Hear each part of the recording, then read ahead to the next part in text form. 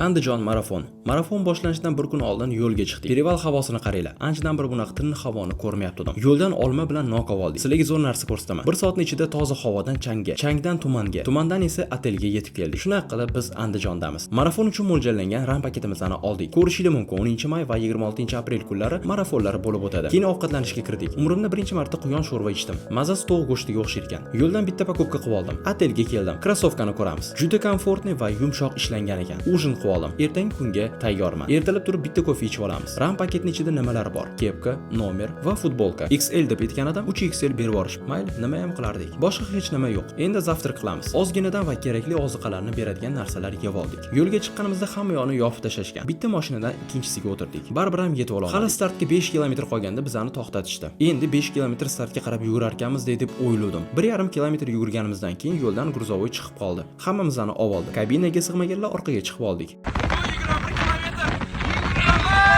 Bir amallab startgacha yetib oldik. Kelsi hali boshlanmagan ekan. Ishtirokchilar soni 170 ta atrofida. Yugurishni boshladik. Bizga yangi Andijonni ko'rsatib o'tishdi. Keyin bu yog'iga faqat tekis yo'l. Havo o'sha kuni sal ifloslanganroq edi. Komanda bo'lib yugurdik. Pit stoplarda nimalar bor? Faqat olma bilan suv. Mayli, shunisiga ham shukr. Podдержка bo'lmadi. Faqat Andijonda turadiganlar bizani yugurishimizni kuzatib turishdi. 20 kilometr, 1 kilometr qoldi. Qirpiratib qo'yayim doim. Yani.